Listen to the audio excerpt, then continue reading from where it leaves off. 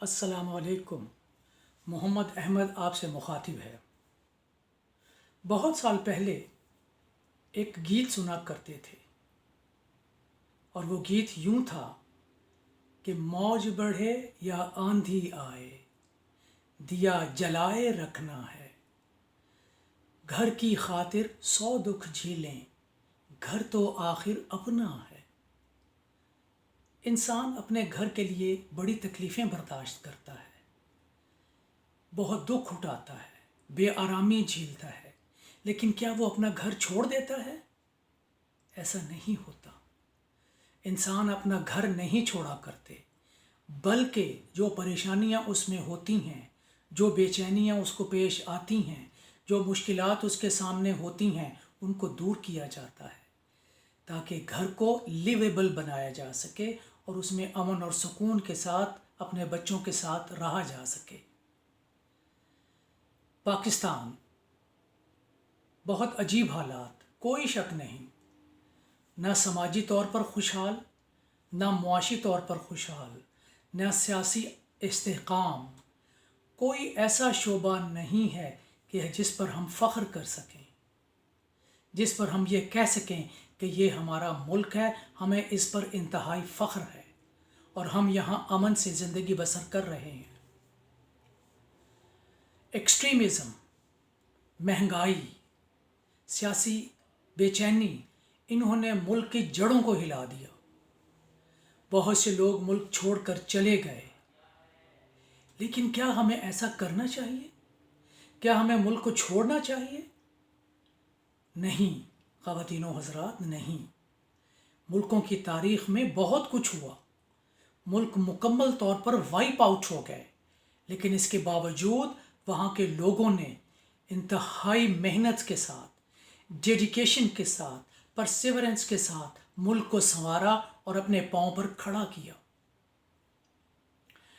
میں اس پر سب سے پہلی مثال جاپان کی دوں گا۔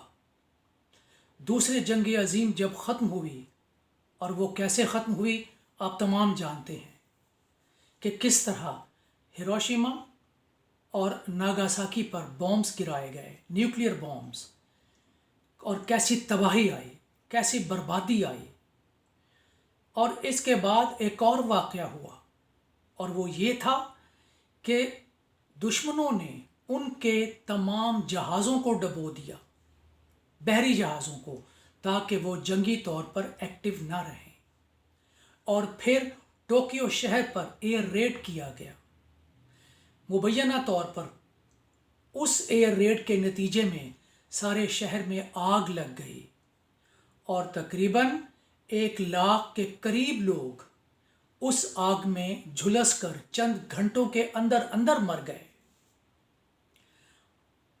ملک میں اتنی پریشانی تھی، فوڈ واز ناٹ اویلیبل، خوراک میسر نہ تھی۔ خوراک پر راشن کیا گیا کہ اتنی خوراک ایک آدمی کو ملے گی۔ ہاؤسنگ، انتہائی تکلیف دہ صورتحال، گھر میسر ہی نہیں تھے، کہاں رہا جائے، کہاں نہ رہا جائے، اوپن۔ پھر ان امپلائمنٹ، جو فوجی بچے کچے واپس آئے تھے ان کے لیے کوئی جاب نہیں تھی، کرنے کو کوئی کام نہیں تھا۔ اس قدر خوفناک صورتحال کہ میں مزید کیا نقشہ کھینچوں۔ جڑیں ہل گئیں، لیکن اسی قوم نے میدان جنگ میں تو جنگ ہار دی، لیکن مشینوں کی جنگ جیت لی۔ انہوں نے فوج کو چھوڑ دیا اور مشین مینوفیکچرنگ کی طرف توجہ کی، اور آپ دیکھتے ہیں کہ آہستہ آہستہ آہستہ کہاں تک انہوں نے اپنی اکانومی کو اور اپنی سیاست کو اور اپنی معاشرت کو بہتر بنایا۔ سو مچ سو کہ آج جاپان دنیا کے ترقی یافتہ ممالک میں سے ایک ملک ہے۔ معاشی حالت انتہائی مضبوط ہے، سیاسی طور پر کوئی وہاں پر ایسا بڑا مسئلہ نہیں۔ یہ ٹھیک ہے کہ ان کے ایک وزیر اعظم کو کچھ عرصہ پہلے مار دیا گیا، لیکن اس کے باوجود اگر ہم دیکھتے ہیں تو کیا وہ ملک ترقی پر نہیں ہے؟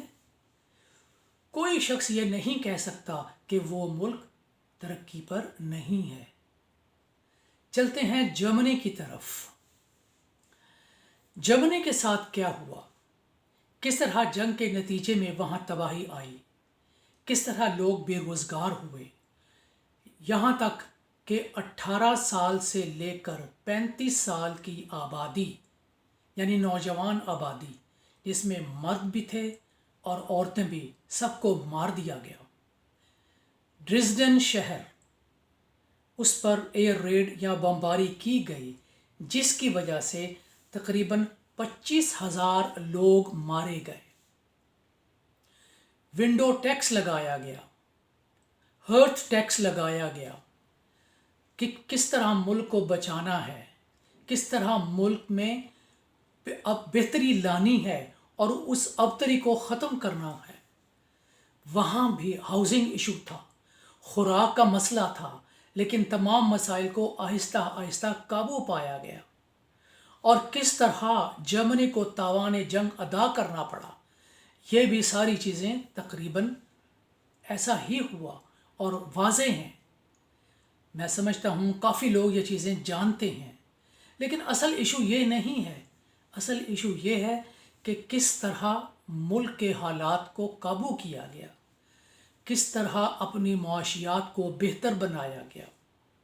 آج کے دور میں اگر ہم دیکھیں تو میں کہوں گا کہ جرمنی یورپ کی سب سے زیادہ مضبوط اکانومی ہے۔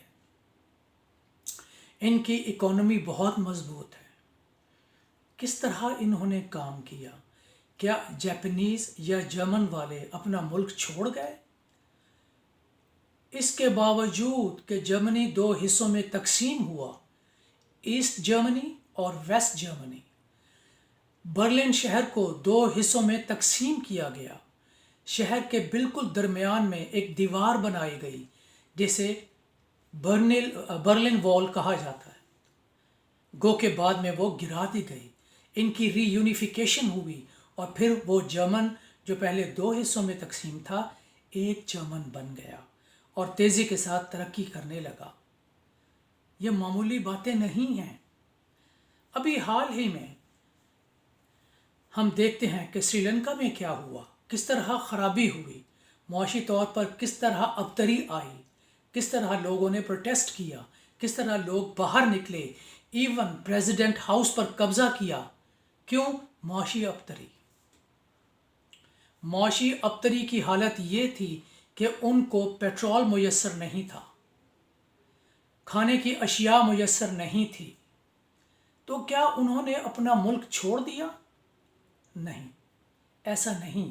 وہ ملک میں رہے اور وہ کوشش کر رہے ہیں کہ ملک کی معاشی حالت کو بہتر بنایا جائے اور ملک کو لیویبل بنایا جائے۔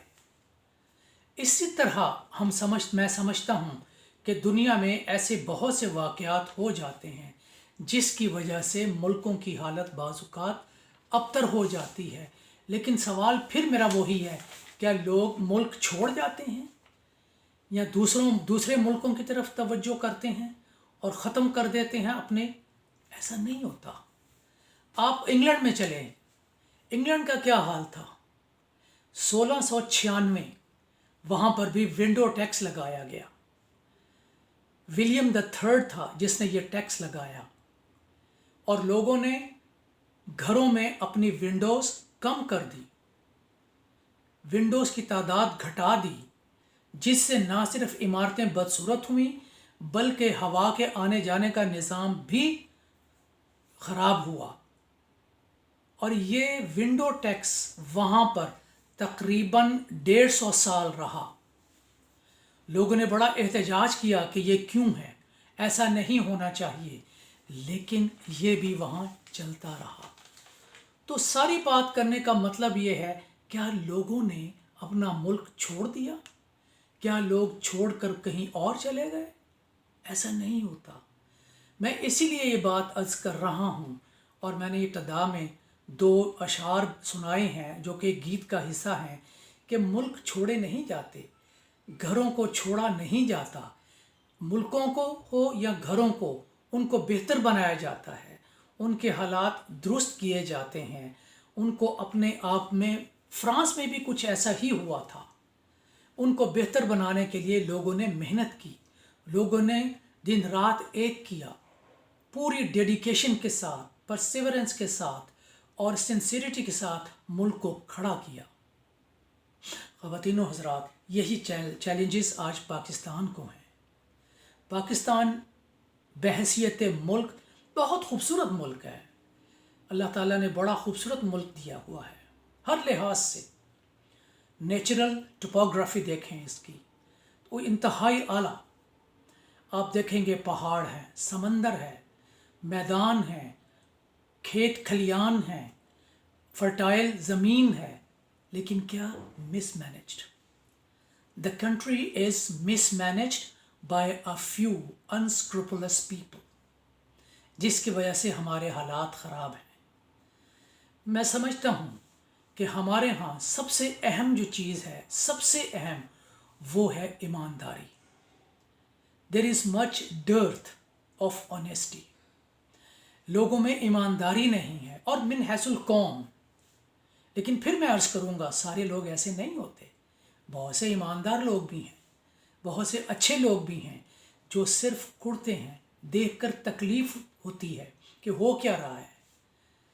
تو اہم چیز اس میں یہی ہے کہ ہمیں اپنے ملک کو سنوارنا ہے ایمانداری سے اور محنت سے، قوت برداشت سے، صبر سے، حوصلے سے۔ یہی ایک واحد نسخہ ہے جو انشاءاللہ ہمارے پیارے ملک کو بہترین اور اعلیٰ ملک بنا سکتا ہے، اور دنیا کی ترقی یافتہ قوموں میں ہم شامل ہو سکتے ہیں۔ خواتین و حضرات، یقین کر لیں، ایٹم بم ہمیں نہیں بچا رہا۔ ہمارے ہاں تو ایسے لوگ ہیں جو میں سمجھتا ہوں ود ڈیو ریگارڈ کہ وہ ایٹم بم کو ہی بیچ آئیں گے، ود ڈیو ریگارڈ۔ اگر ملک بچتے ہیں تو ایماندار لوگوں کی وجہ سے بچتے ہیں، محنتی لوگوں کی وجہ سے بچتے ہیں، سیلف لیس لوگوں کی وجہ سے بچتے ہیں۔ ہمیں یہی بننا پڑے گا۔ یہی میرا آج کا پیغام ہے، اور یہی میری آج کی درخواست ہے کہ ہم من حیث القوم کوشش کریں۔ ہمارے ماشاءاللہ تقریباً مور دین 60% ینگ پیپل اسٹرانگ موجود ہیں، وہ محنت کریں، کوشش کریں، ایماندارانہ طریقے سے، کسی کو بے ایمانی نہ کرنے دیں، جو کرے اس کو پکڑیں، نہ خود کریں نہ کسی کو کرنے دیں۔ یقین کرو انشاءاللہ اللہ تعالیٰ کے حکم سے ہمارا ملک انتہائی ترقی یافتہ ہو جائے گا۔ شکریہ خواتین و حضرات۔